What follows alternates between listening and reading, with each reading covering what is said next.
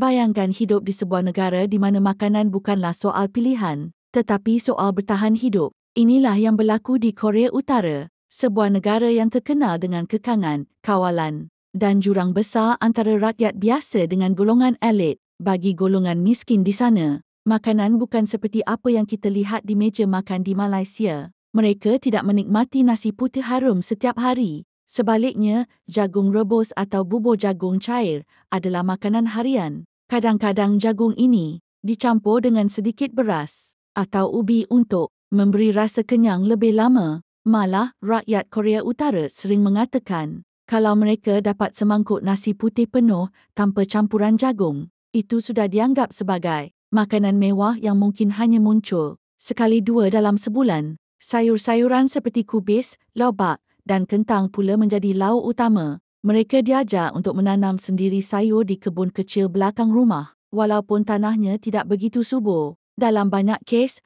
rakyat terpaksa merebus sayur tanpa minyak, tanpa rempah, sekadar dengan air masin sahaja. Cuba bayangkan, makanan sesederhana itu menjadi hidangan seisi keluarga. Bagaimana pula dengan daging? Daging hanyalah mimpi. Daging ayam, daging babi, apatah lagi daging lembu, hanya akan muncul pada waktu tertentu. Mungkin ketika perayaan besar, seperti sambutan ulang tahun, pemimpin atau acara kebangsaan. Bahkan, ada keluarga yang langsung tidak pernah merasa daging selama berbulan-bulan. Ada satu fakta menyedihkan. Ramai rakyat Korea Utara terpaksa mencari protein daripada sumber lain, seperti serangga atau ikan kering yang ditangkap di sungai kecil. Kadangkala, sup rumput laut tanpa isi pun sudah cukup membuatkan mereka bersyukur kerana masih ada sesuatu untuk dimakan. Di sebalik semua ini, rakyat tetap cuba bertahan dengan apa sahaja yang ada. Makanan di Korea Utara bukan soal sedap atau lazat, tetapi soal bertahan hidup. Sementara kita di Malaysia boleh memilih lauk di kedai mamak atau restoran, mereka hanya boleh memilih sama ada mahu lapar atau mahu mengalas perut dengan apa sahaja yang ada di depan mata.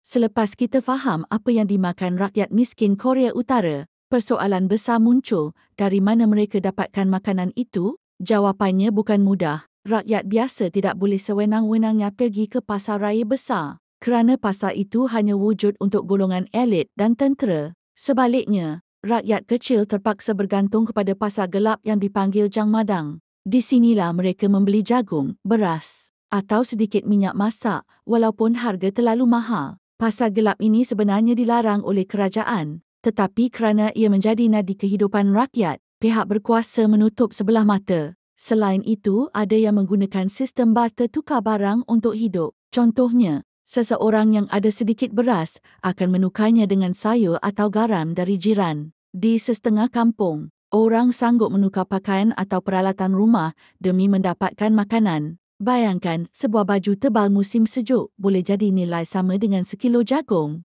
Ada juga rakyat yang cuba bertani sendiri. Mereka menanam ubi, kentang, kubis atau jagung di kebun kecil, di tepi bukit, bahkan di tepi jalan. Namun, tanah di Korea Utara terkenal gersang, ditambah pula dengan musim sejuk yang panjang. Akibatnya, tanaman sering gagal atau hasilnya terlalu sedikit. Ada ketika rakyat terpaksa menggali akar tumbuhan liar untuk dijadikan makanan. Bagi yang tinggal dekat sungai atau laut, mereka akan cuba menangkap ikan atau udang kecil. Tapi masalahnya, semua hasil tangkapan laut dikawal ketat oleh tentera. Jadi rakyat biasa hanya bergantung kepada ikan, sungai yang kecil dan tidak cukup untuk seisi keluarga. Lebih menyedihkan, ramai kanak-kanak dilaporkan kekurangan zat kerana ibu bapa mereka tidak mampu menyediakan makanan berkhasiat. Ada yang hanya membesar dengan diet jagung dan ubi, menyebabkan tubuh mereka kecil dan tidak seimbang dengan usia sebenar. Inilah realiti getir di Korea Utara.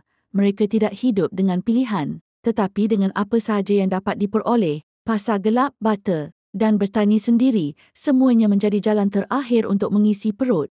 Di Korea Utara, makanan bukan sekadar keperluan, tetapi juga simbol kuasa. Bagi rakyat biasa, sehari-hari hanya mampu makan jagung rebus, bubur cair, atau ubi kayu. Tetapi untuk golongan elit iaitu pegawai tinggi kerajaan, tentera berpangkat besar dan keluarga mereka keadaannya sangat berbeza. Golongan elit mempunyai akses kepada beras putih, daging, ikan laut, telur, buah-buahan import, dan malah makanan mewah seperti wain dan coklat dari luar negara. Mereka boleh makan ayam panggang, sup kaya dengan protein. Malah setengah restoran rahsia hanya dibuka khas untuk pegawai kerajaan dan diplomat. Tentera juga mendapat keutamaan bekalan makanan. Dalam propaganda Korea Utara, mereka mengamalkan dasar songon atau military fast, yang bermaksud askar didahulukan dalam semua perkara. Askar diberi bekalan beras, daging, dan sup protein supaya mereka kekal kuat untuk mempertahankan rejim. Rakyat biasa pula,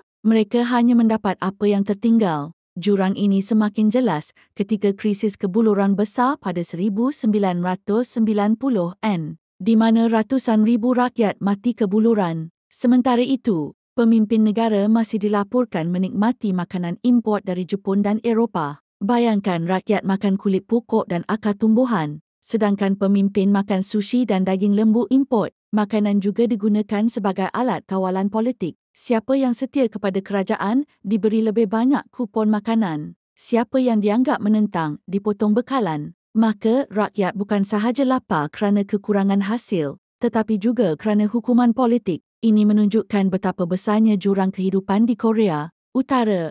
Rakyat miskin hanya mampu berjuang untuk sesuap jagung, sementara golongan elit menikmati hidangan yang bagi kita nampak biasa, tetapi bagi mereka adalah lambang keistimewaan.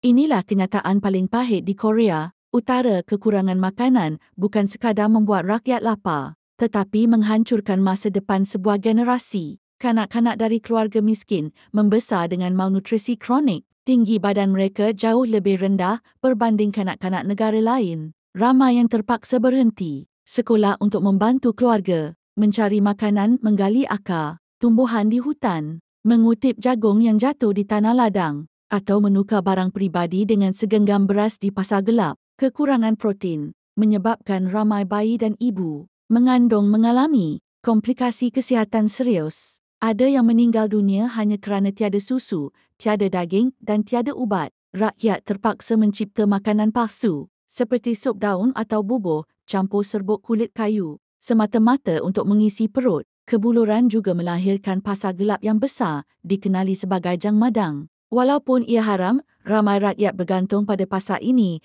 untuk bertahan hidup. Di situ mereka menjual pakaian, barangan kecil dan apa sahaja yang ada untuk ditukar dengan sedikit makanan. Namun, risiko tetap besar jika ditangkap berniaga secara haram. Mereka boleh dipenjara. Jadi, rakyat miskin bukan sahaja lapar, tetapi juga hidup dalam ketakutan setiap kali mencari makanan untuk anak-anak. Kesan jangka panjang, generasi muda yang sepatutnya jadi harapan masa depan negara, membesar dengan tubuh yang lemah, otak yang tidak berkembang sempurna kerana malnutrisi, dan jiwa yang patah kerana hidup dalam kelaparan dan ketakutan. Inilah realiti keras kehidupan di Korea Utara. Makanan bukan hak asasi, tetapi alat kawalan politik. Rakyat miskin hanya mampu berharap pada jagung dan ubi, sedangkan pemimpin mereka duduk di meja makan, penuh dengan daging import dan wain mewah.